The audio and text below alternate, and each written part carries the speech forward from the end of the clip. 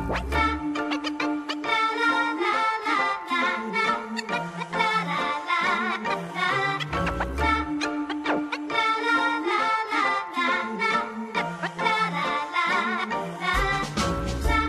feel like a pin on the map in the middle of Spaghetti Road. Who knows the secret tomorrow will hold? We don't really need to know. Cause you're here with me now, I don't want you to go. Bonjour. Bonjour. Pouvez-vous nous expliquer ce qu'est l'ultra trail? Ultra triathlon. Oui.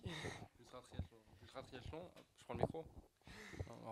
L'ultra triathlon, bah, c'est une discipline du triathlon, mais en version extrême, on va dire. En fait, l'ultra triathlon, bah, ça commence à partir du double Ironman. Alors, je vais revenir sur ce qu'est un Ironman pour ceux qui ne connaissent pas. Un Ironman, c'est les distances, c'est 3 km 8 de nage, 180 km de vélo et un marathon, donc 42,2 km de course à pied.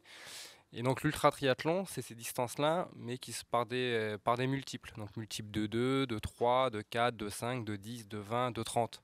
Donc on prend cette base de distance, cette base de distance, et qu'on multiplie par 2. Donc après ça devient un double ultra triathlon, un triple ultra triathlon, et ainsi de suite. D'où vous est venu de faire ce genre de compétition?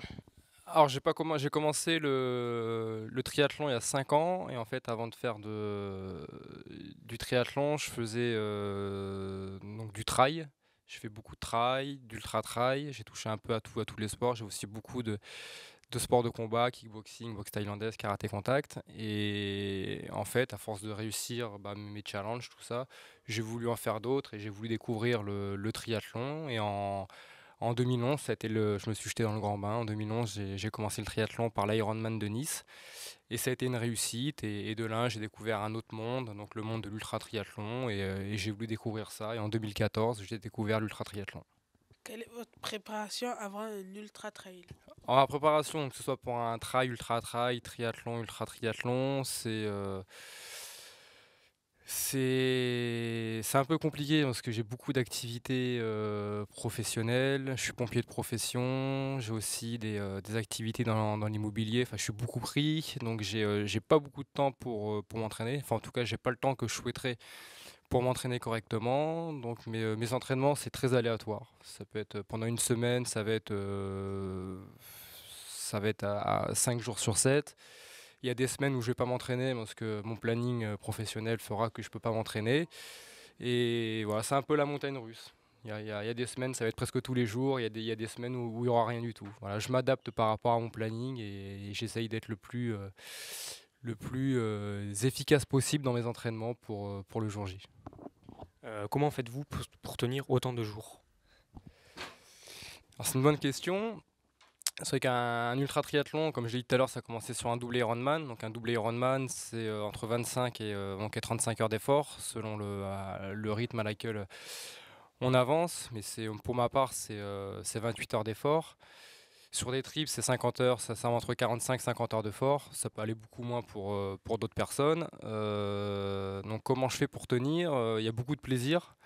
Il y a beaucoup de volonté, c'est un engagement avec moi-même, c'est une philosophie de vie, c'est un état d'esprit, c'est l'envie de la compétition, l'envie de donner le meilleur de soi-même. Mais dans les très grands ultra triathlons, triple, quadruple, quintuple, DK, on dort un peu. Voilà, après, chacun gère sa course comme il le veut. Il y a des barrières horaires, il faut les respecter. Mais voilà, c'est pas rare de dormir 10 minutes, un quart d'heure, de faire des micro-siestes, justement récupératrices pour repartir. Qu'est-ce qui est le plus important pour faire l'ultra triathlon, le mental ou le physique? Alors indéniablement, c'est le mental. Avec le physique, que vous ayez le physique ou pas, ça ne vous empêchera pas de faire du sport. Moi, dans l'ultra triathlon, je peux vous prendre des exemples d'athlètes qui font plus de 100 kilos. D'autres athlètes, j'ai découvert aussi des athlètes qui étaient unijambistes, des athlètes qui ont presque 70 ans. On trouve tout type d'athlètes. Donc en fait, et tous ces athlètes-là que je suis en train de nommer, ils terminent leur compétition et ils les terminent plus que bien, vraiment proprement. Donc c'est vraiment le mental qui joue. C'est le mental, c'est une philosophie de vie, un état d'esprit, un engagement, une volonté. Et avec une fois que tu as cet engagement avec toi-même, cette volonté d'aller réaliser des rêves, d'aller chercher tes rêves, de te battre pour tes rêves, bah, tu y arriveras. Après, si en plus tu as la chance d'avoir le physique, alors là c'est tout bénef. Et tu peux alors à partir de là bah, jouer les premières places, jouer des chronos. Mais voilà, ce qui prime, c'est le mental. Vous avez fait la traversée de la Manche à la nage, des quintuples et des doubles Ironman. Pourquoi vous imposez ça à votre corps? Oui, bonne question. Alors j'ai fait la traversée de la Manche à la nage, donc ça c'est un challenge que j'ai fait cette année que j'ai pas été au bout. J'avais 40 km à nager, j'en ai nagé 20. Bon, il y a eu un gros problème de logistique. Après, pourquoi j'impose ça à mon corps? Mais je prends beaucoup de plaisir, je me blesse jamais. Alors je te cache pas qu'il y a de la souffrance aussi pendant des longues, de longs efforts. Ça m'est déjà arrivé à plusieurs reprises de vomir pendant les compétitions, d'avoir mal au ventre. Mais c'est un plaisir du dépassement de soi, d'apprendre à me connaître, de repousser mes limites. Mais il y a beaucoup de plaisir. Je fais ça avant tout par le plaisir et envie de me surpasser, envie de toujours d'aller plus loin. Voilà. Quelles sont vos prochaines compétitions? Alors, les prochaines compétitions, en fait, il n'y en a pas. Pour l'instant, il n'y a pas de prochaine compétition. Le planning pour 2017, bah, il y a strictement rien. Il y a strictement rien. Je ne sais pas du tout encore ce que je ferai l'année prochaine. J'ai deux gros projets à mettre en place sur Toulouse. En fait, j'ai fait l'année dernière, enfin ces 2 dernières années, donc il y a eu les championnats du monde ultra triathlon, mais en fait tout le circuit mondial se passe à l'étranger. Donc il y a eu beaucoup de compétitions aux États-Unis, au Mexique, Lituanie, Hongrie, Slovénie, Allemagne et j'en passe, mais il n'y a eu aucune compétition en France. Et en fait, mon projet avec ma compagne Monica, ce serait de faire découvrir l'ultra triathlon en France. Donc ce serait de créer une ou deux, pas compétitions, mais une ou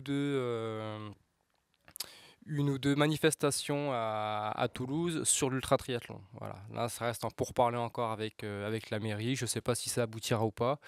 Mais voilà, pour l'instant, le projet, ce serait de faire découvrir l'ultra triathlon à Toulouse. Quels sont vos projets pour l'avenir? Les projets pour l'avenir, donc il y a déjà ce projet de vouloir faire connaître l'ultra triathlon à Toulouse. Ça, c'est un premier projet. Après, comme projet personnel, j'ai un blog sport qui est déjà d'actualité, www.sportchallenge.fr. L'année prochaine, si le temps me le permet, ce serait de le remettre à jour, ce blog, pour davantage de partage avec d'autres athlètes. C'est-à-dire aller interviewer à mon tour, faire comme vous êtes en train de le faire, prendre le micro et aller interviewer un maximum d'athlètes un peu hors normes qui sortent du commun des mortels. Des athlètes qui sont partis de zéro et qui ont réussi à faire plein de choses. Parce qu'il y en a plein, mais ils sont un peu méconnus parce que les médias les médiatisent pas. Donc ce serait mettre en avant tous ces gens et faire des petits reportages, comme vous êtes en train de faire, sur des athlètes qui sont méconnus, mais qui méritent d'être connus.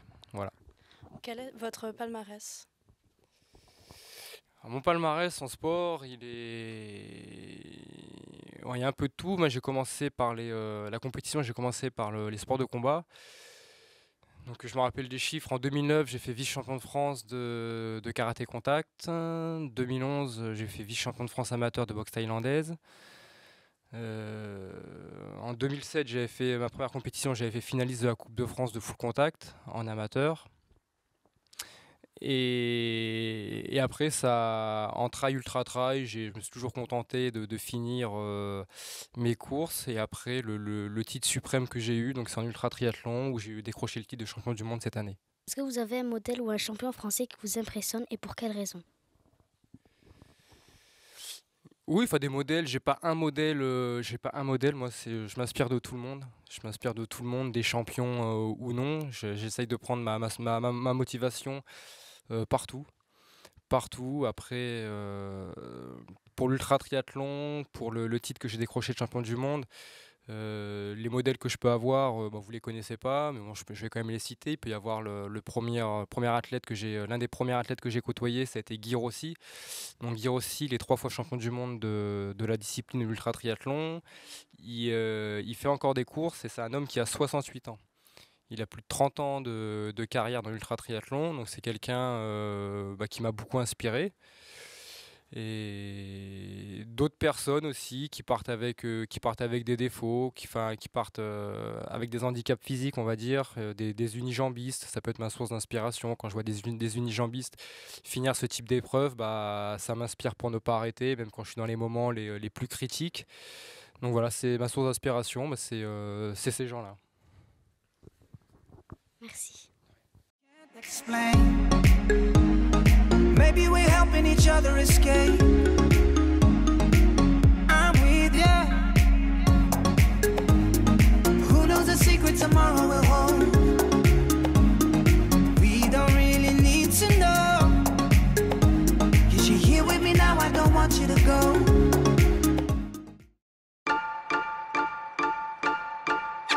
What?